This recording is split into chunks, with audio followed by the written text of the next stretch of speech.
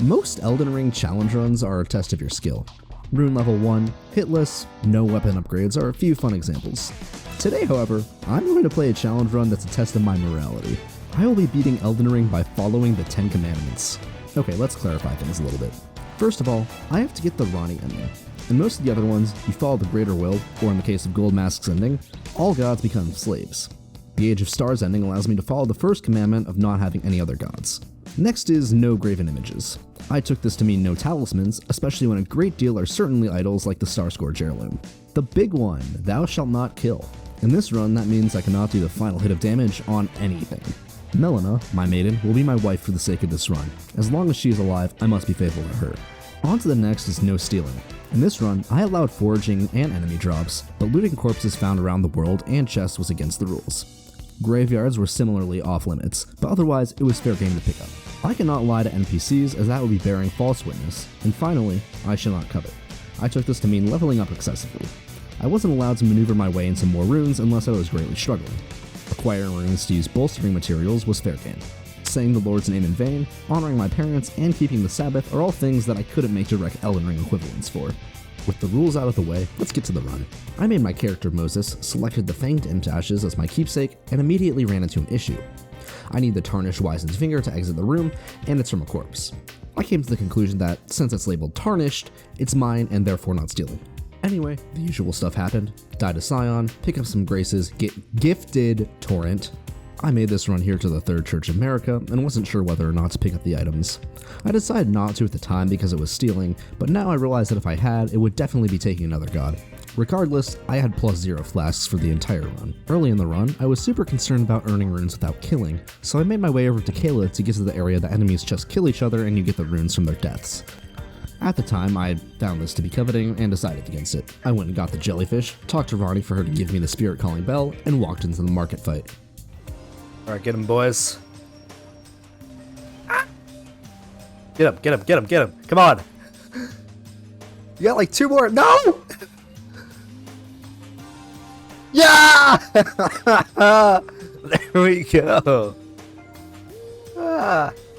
Great job, bro. With Market dead, I decided to use my runes from the fight to buy the weapon I would use for the run, the Zweihander. I picked this because it's fairly easy to buy, is fairly unique, and has aura. I bought some smithing stones, talked to EG, and proceeded to run out of money, so I diverted my attention to Godric. After learning that the Fanged Imps love to just stay in the fire for no reason, I decided to use Aurelia for the poison proc. Get him. Come on, Jelly. Yeah. That poison. With the runes, I upgraded my Zweihander and looked for smithing 2s, conveniently located across Liurnia without stealing from corpses. Considering my lack of funds, I decided to pursue Magma Worm Makar, who would be a necessary boss for this challenge. I couldn't steal the Dectus halves from Fort Hyde or Fort Feroth, so getting to Atlas through the ruin-strewn precipice was a necessary challenge. Come on, come on, come on. Okay, there we go. With the runes I had acquired from Makar, and some more running around Liurnia, I had acquired a +8 Zweihander and an Epiphany. So after looking at the map, I have concluded that it's not possible to get enough smithing 3s without stealing one. Or stealing the bell bearing to buy them. I'm just gonna say this guy right here, he was killed by the flower. Alright. I'm calling this exercising the law of gleaning because I was not playing the rest of this run with a +8 sword. My next course of action was to make it through Caria Manor.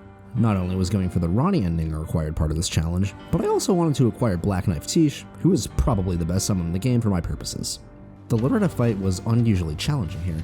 The Zweihander, being a colossal weapon, is immensely slow and is tricky to find an opening with. On top of that, my summons weren't very helpful here since the ghost form of Loretta is immune to both bleed and poison. After a chat with Blide, Celavis, Sellen, and Blide again, I had access to the Radon Festival. Now, I don't use the summon signs here often, but with my few attempts with them, I learned that they love to get melted by Radon's meteor attack, so I avoided summoning them in Phase 1. After many unsuccessful attempts, I decided that now was an acceptable time to level up a bit. I went to the Knight's Cavalry boss in Dragon Barrow where it would die to gravity, not me, and I would gain a few thousand runes. Great trade if you ask me. This realization, however, gave me another one. The classic bird farm? The birds don't die to you, they fall off a cliff. After realizing that this would solve my problem with the Zweihander costing 1 billion runes to upgrade, I decided to pivot. I talked to Vare, got bodied, talked to Vare again, let Arena die for no reason because you actually have to kill her to get the blood, made a wrong turn, actually got the blood, talked to Vare again, and boom, birds. With my level now being at least somewhat appropriate for Radahn, I headed back down to the Wailing Dunes and gave it my all for a solid 20 minutes before he finally went down. Are you prepared, young chum?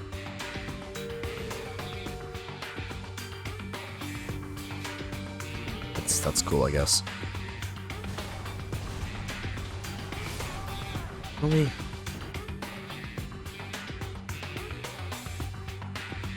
The boys! Come on. There we go. Alas, it was finally time for me to make my way into Nokron to continue Ronnie's quest. Should be fun. Surely you can't summon, right? Get 'em, boys. Oh my god!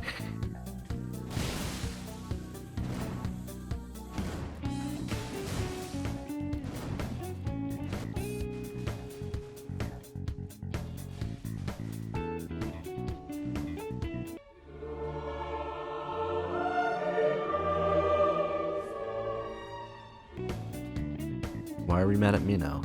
Okay, great job, guys. Alright, Aura. Well, So, as it turns out, you have to open a chest to get the Fingerslayer blade, meaning it is not possible to beat Elden Ring without following the 10 Commandments. Make sure to like, comment. I gave the blade to Ronnie, and decided that I wanted a new Ash of War for my Zweihander, Giant Hunt.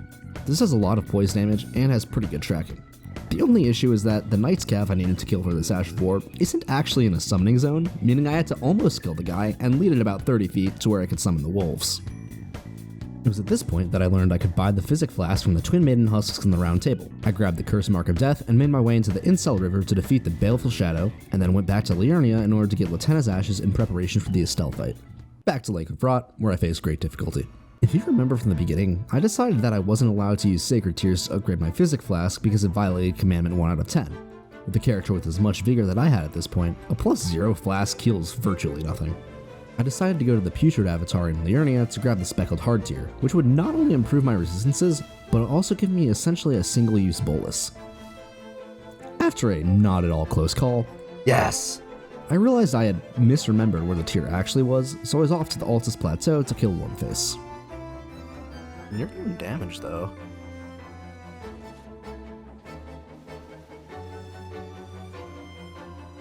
Okay. Latenna, can we lock in, please? Thank you. There we go.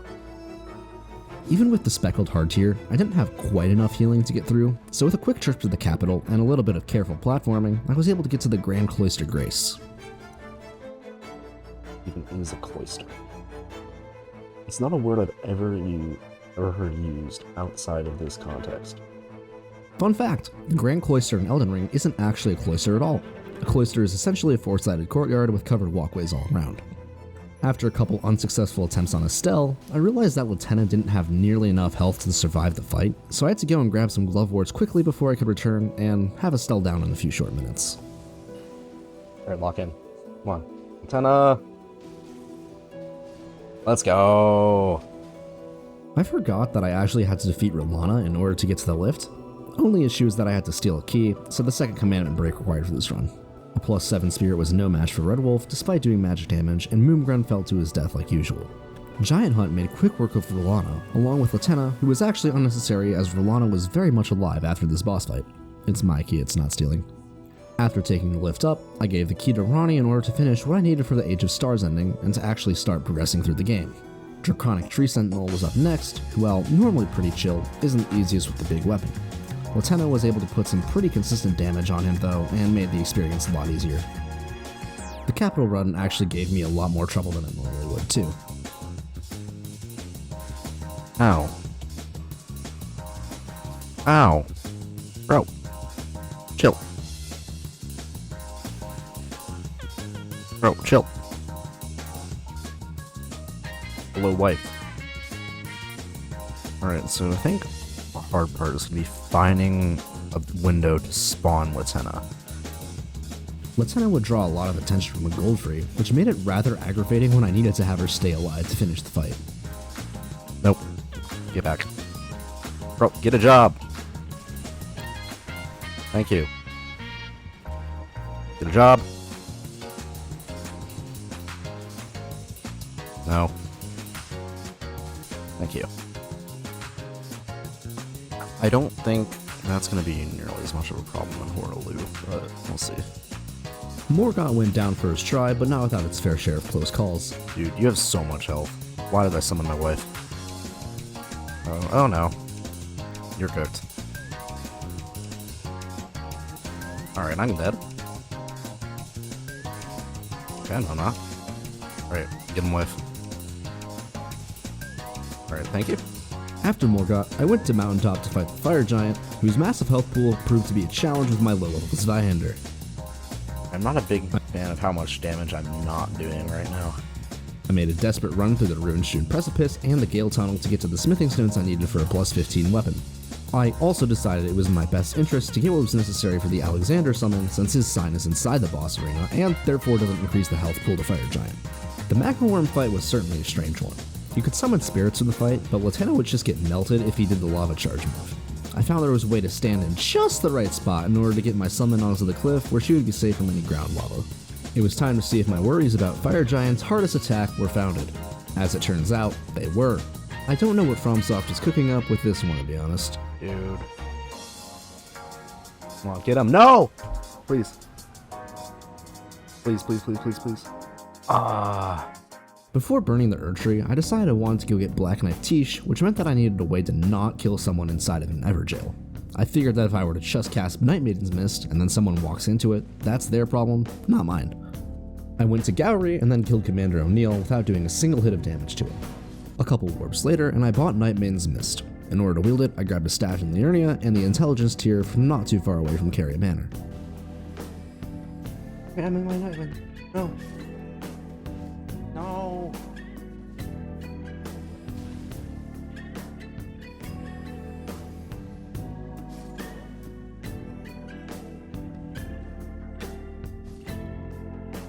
Alright.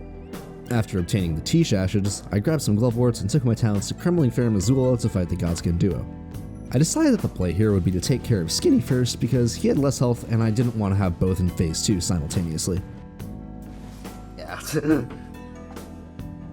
Eesh, please. No! Hey, Skinny. After Godskin Duo, I did the bird skip jump first try and made my way to Malekith, where we'd have a Black Knife versus Black Knife showdown. Let's try.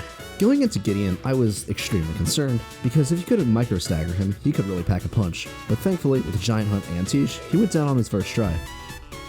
Honestly, Gideon talks way too much trash for someone who chokes as soon as he goes against an actual opponent. I wonder if he plays for the Chicago Bears. Horaloo was also a big pushover, and I was prepared for the final boss. If you've played Elden Ring before, and I'm assuming you have because you're watching this video, you know that Elden Beast never likes to stay put. Unfortunately for me, I need my summon to do the final blow. This means I need to stay alive for long enough for Tiche to land a hit.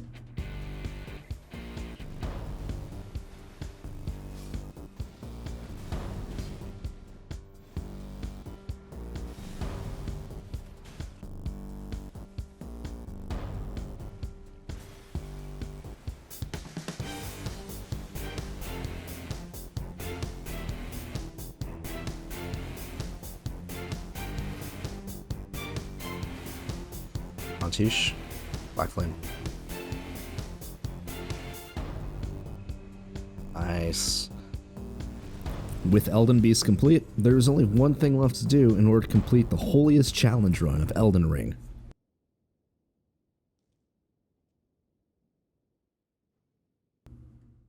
Melna's dead, that's not adultery.